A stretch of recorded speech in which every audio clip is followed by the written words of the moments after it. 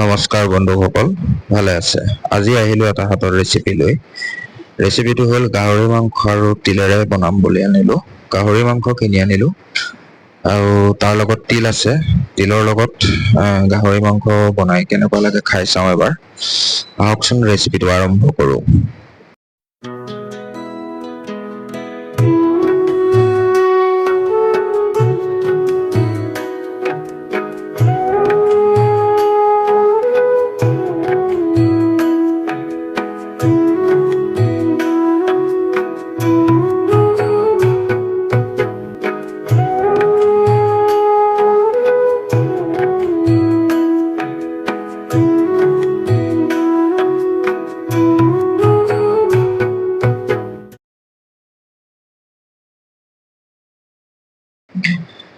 মাংসখিনি ধুই হোৱাৰ পিছত মই কুকাৰত এবাৰ সিজাই ল'লোঁ। তাৰপিছত এয়া তিলখিনি এবাৰ শুকান কেৰাহীত ভাজি ল'লোঁ। তিলখিনি অকণমান ভাজি ল'ব লাগিব, নহ'লে আপোনাৰ মানে মিক্সিত দিবলৈ দিগদাৰ হ'ব। তাৰপৰা এই নহৰু লৈ ল'লোঁ, আদা নহৰু, তাৰপিছতে তিলখিনি পিচি ল'লোঁ মিক্সিত মাৰি। তাৰপিছত মাংসখিনিও সিজাই হৈ গ'ল। তাৰপিছত আদা নহৰু কেঁচা জলকীয়া একেলগে পেষ্ট এটা বনাই ল'লোঁ। বিলাহী আছে, পিঁয়াজ কুটি ল'লোঁ। তাৰপৰা আলু এটা ইয়াতে কুটি ল'লোঁ। তাৰপিছত সেই আৰু কেৰাহীত তেল অকণমান আপোনালোকৰ নিজৰ ইচ্ছাকৃতভাৱে দিব পাৰিব। তেলকণ ধুনীয়াকৈ দি ল'লে, তাৰপিছতে তেলখিনি গৰম হোৱাৰ পিছত ইয়াত আপোনালোকে তেজপাত দি দিয়ক। তেজপাত দি দিলোঁ। তাৰ লগে লগে আপোনাৰ এয়া ইলাচি, ডালচেনি, আপোনাৰ এয়া গোটেইখিনি মিলাই তাতে দি দিলোঁ আৰু।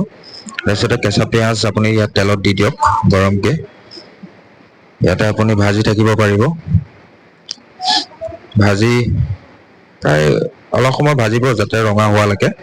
ৰঙা হোৱাৰ পিছত এইখিনি ভাজি আপোনালোকে সময় অনুযায়ী নিজে সেইটো চাই ল'ব আৰু কিমান সময়লৈকে ভাজিব পাৰে। আৰু শুকান জলকীয়া এটাও দি দিব পাৰে তাতে। মোৰ প্ৰায় ভাজি হৈছে আৰু এইখিনি গোটেইখিনি ৰঙা হৈছে। ইয়াতে মই আদা নহৰু জলকীয়া একেলগে পিছা মই পেষ্টটো ইয়াতে দি দিলোঁ। মই খুন্দনাত খুলি ল'লোঁ। তাৰপিছতেই ইয়াত আপোনালোকে অকণ সময় ভাজি হোৱাৰ পিছত অকণমান টান হৈ যোৱালৈকে ভাজিব আৰু। তাৰপিছত বিলাহীখিনি মই ভাজি ল'ম। ইয়াতে ধুনীয়াকৈ বিলাহীখিনি মই মানে সিজি যোৱালৈকে ধুনীয়াকৈ তাক ভাজি ল'লোঁ। তাৰপিছত হালধি দিলোঁ অকণমান। তাৰপিছতেই ইয়াতে এয়া ব্লেক পাউডাৰ, মানে ব্লেক পেপাৰ, এইটো আপোনাৰ জালুকৰ গুড়া। তাৰপিছত এয়া অকণমান জলকীয়া গুড়া দিলোঁ, তীখা লাল। তাৰপিছত ইয়াতে অকণমান দিম চাহী গৰম মছলা এভৰিডে'। চাহী গৰম মছলা অকণমান তেলতে এইখিনি বিলাহীৰ লগত একেলগে ফ্ৰাই কৰি ল'ব পাৰিব। ধুনীয়াকৈ ভাজি লওক। ধুনীয়াকৈ ভাজি হৈছে, বিলাহীখিনিও সিজিছে আৰু মানে অকণমান বিলাহীখিনি মানে অকণমান এতিয়া টান বিলাহীটো। বিলাহীখিনি মানে কি হয় আপোনাৰ ধুনীয়াকৈ ভাজি ল'লে খাবলৈ ভাল হয়, নহ'লে মানে ডালকৈ ওপৰতে ওলাই থাকিব। সেইকাৰণে মই ধুনীয়াকৈ তাক টেষ্ট কৰি ল'লোঁ। তাক অকণ সময় ভাজিম মই। অকণ পাৰিলে আপোনালোকে যদি পাৰে পানী অকণমানো দি ল'ব। পানীকণ দি তাক ধুনীয়াকৈ কৰিব।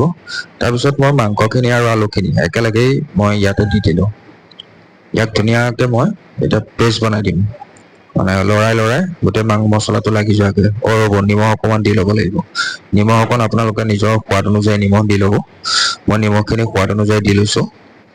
তাৰপিছত মই তাক ধুনীয়াকৈ লৰাই পেলাই আলু মাংসত লগাকৈ গোটেই মছলাটো ইয়াত সোমোৱাই দিলোঁ। তেতিয়া মছলাটো ইয়াত লাগি গ'লে খাবলৈও ভাল হয় অকণমান। ধুনীয়াকৈ তাত মছলাটো পেষ্টটো ধুনীয়াকৈ ইয়াৰ মাংসৰ লগে লগে মই ভৰাই ল'লোঁ। মাংসটো ভাজি লোৱাৰ পিছত ধুনীয়াকৈ ভাজি এইকণ মই পূৰা লাল কৰি দিলোঁ। আপোনালোকে সময়মতে নিজৰ ইচ্ছাকৃতভাৱে আপোনালোকে পানীটো দিব পাৰিব। এইটো গোটেইকণ হৈ যোৱাৰ পিছত ইয়াত ঢাকোন মাৰি দিলোঁ। তাক অকণমান সময় সিজিব দিছোঁ। তাৰপিছতে মই তিলখিনি দি দিলোঁ। মই যিখিনি মিক্সিত মাৰি থৈছিলোঁ মিক্সাৰ তিলখিনি মই ইয়াতে ঢালি দিলোঁ।